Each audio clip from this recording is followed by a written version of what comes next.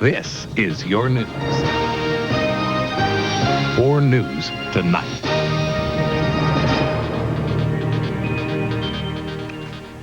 Tonight, we begin with something that firefighters hope never happens. We all know firefighting can be dangerous work, even in an ordinary situation. But this was no ordinary fire in St. Paul early today. This one went 3 alarms, and it happened. A St. Paul firefighter was injured.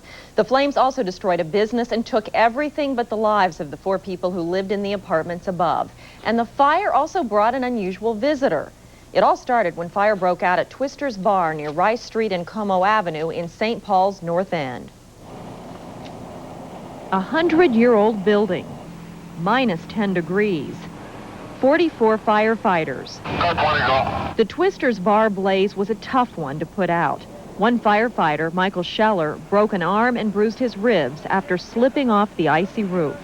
Slipperiness, the water spray gets everything icy, hose lines freeze up, it just makes it tough. The hard work didn't go unnoticed. The unusual visitor, St. Paul's new mayor, Norm Coleman, who came to learn more about firefighting and to thank the city's fire crews. I just want to let them know that I care, that I'm proud of what they're doing, and I'm going to stand with them. It's really to send a message of thanks to them. These are city employees doing some darn good work here today, and the public should know that. A few blocks away at the Kelly Inn, fire victim Alice Kinney is thankful to be alive. We just ran.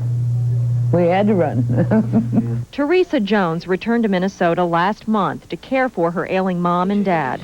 Unfortunately, she moved into the apartment next door. Both apartments were destroyed in the fire.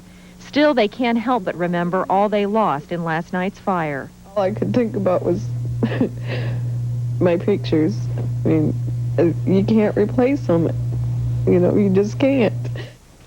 Tonight, the Kinneys are getting help replacing their home. The St. Paul Red Cross is putting them up until they can get a permanent place to live.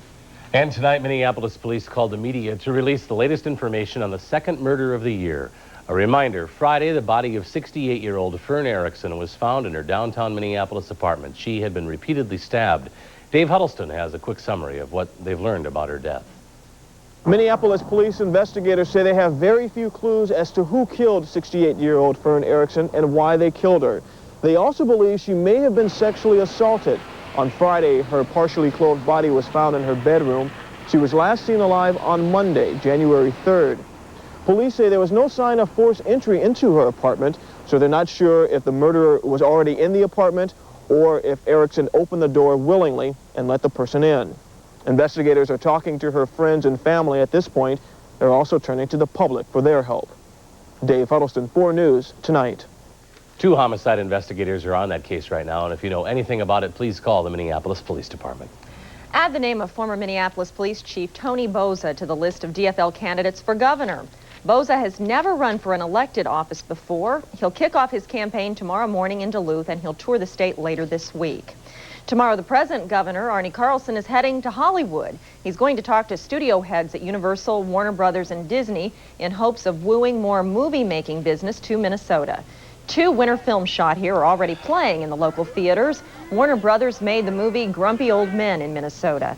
And the just-released Disney movie Iron Will was shot in Minnesota.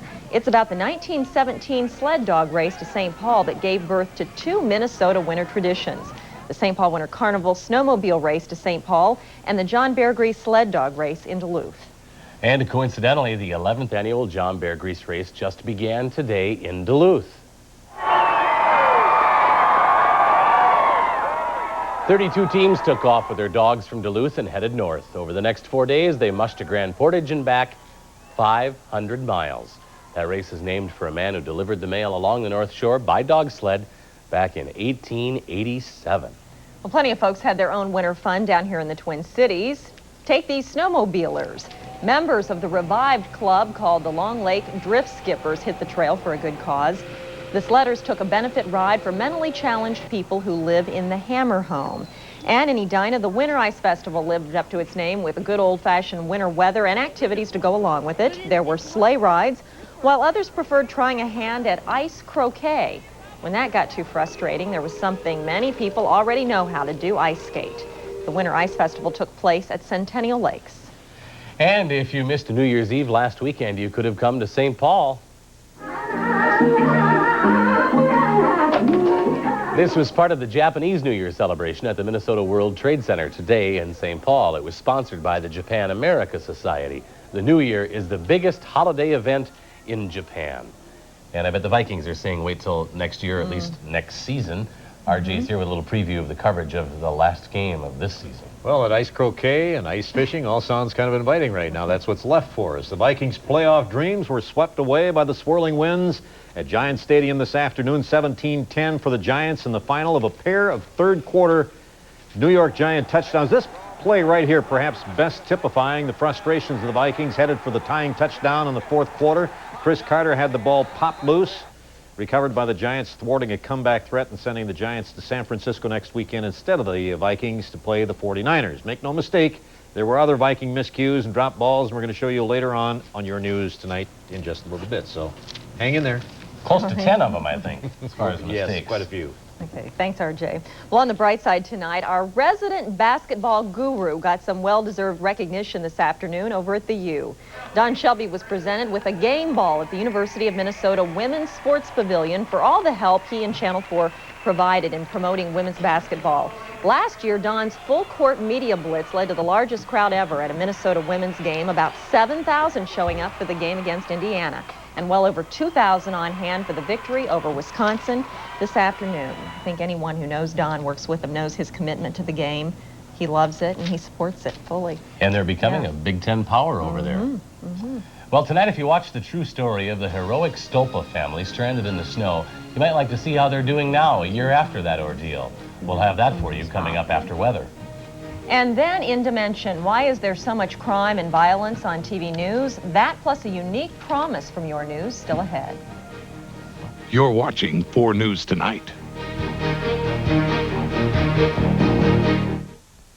Every week, Fortune 500 companies spend millions on office supplies. Which, until now, meant they got a better deal than you did. But now there's Office Max. Save on Samsil's CEO pad holder with built-in calculator and nameplate offer. And save on a 4-roll dispenser pack full of Page's invisible tape containing 2 widths.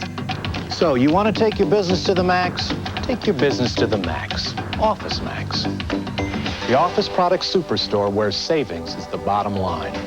Catch the high-stakes excitement and the world's toughest livestock at the Longhorn World Championship Rodeo, January 28th and 29th at Target Center. Friday is bargain night. All seats just $8. Saturday afternoon, kids are half price with a treat seats coupon, and all kids get a free cowboy hat. Saturday night, Bob 100 FM welcomes Colin Ray in concert, free with your paid rodeo admission. Tickets at Target Center, Ticketmaster, or call 989-5151. That's the Longhorn World Championship Rodeo, January 28th and 29th at Target Center. Yeehaw!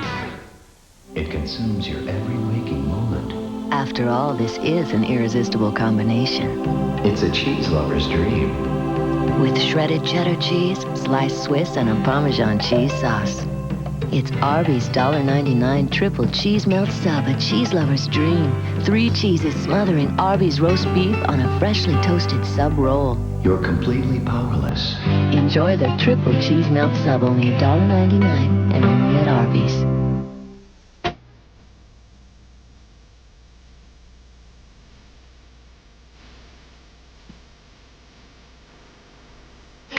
The Light. Light FM 103, WLTE. Turn it on.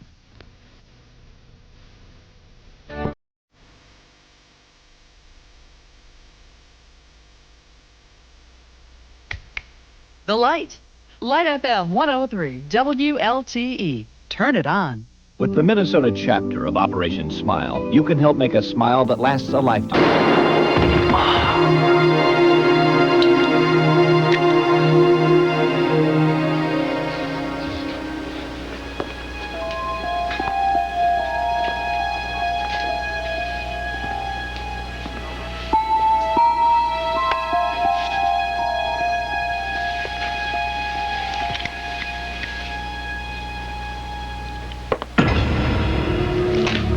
Sorry about that, Scotty boy.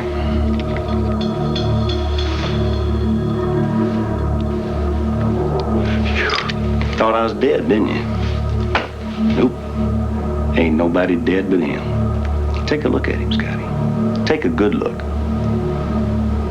Recognize him? You just went and killed Lucinda's husband.